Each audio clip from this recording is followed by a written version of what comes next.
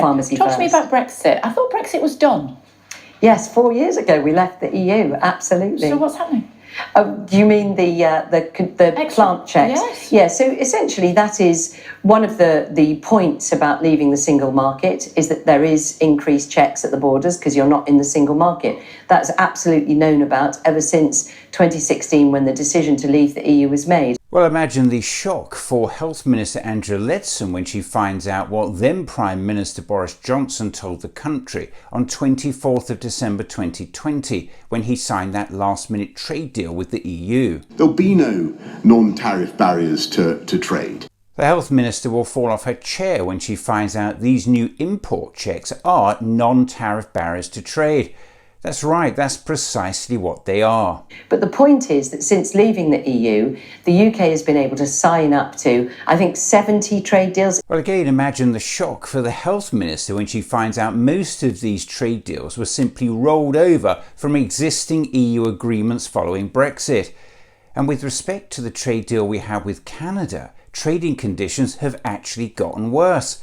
Don't just take my word for it. In a couple of sectors, the dairy sector and the car industry, that rollover came with a time limit, and that time, you guessed it, has run out, and Canada has decided not to extend it further. And so that means big tariffs, extra taxes on cheese and cars that the UK is selling to Canada. Canada would like to sell us its beef and chicken, chlorinated as far as the chicken is concerned in terms of how it's washed, and the beef hormone fed.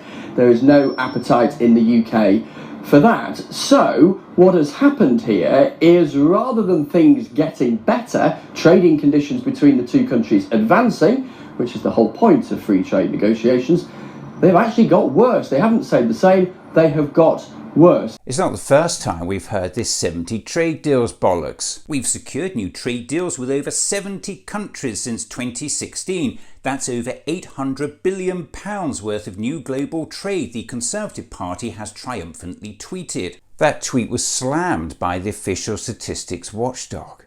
As I've said, most of these deals were simply rolled over from existing EU agreements following Brexit. The figure refers to the total value of trade between the UK and countries it has agreed trade deals with, not the value that they add. So saying these trade deals are worth over £800 billion in new global trade is just completely untrue. In fact, the Conservative government is likely the first one in history to negotiate a trade deal which actually involves walling itself off from a trading bloc made up of its nearest neighbours, making it harder both to sell your stuff and buy their stuff. Some might call it economic lunacy. Including the Trans-Pacific Partnership, which is the area of the world from where up to 50% of global growth is expected to come in future decades. The UK is the first European nation to have signed up to it. It will be hugely beneficial for us. Well, the Health Minister will collapse in a heap when someone tells her that on the government's own estimates of the potential boost to the UK economy from CPTPP membership, Britain's GDP will see an increase of just £1.8 billion over the next decade. To give that some context, the Centre for Economic Reform claims the government has lost out on £40 billion in taxes because of the damage done to the country's output by leaving the European Union.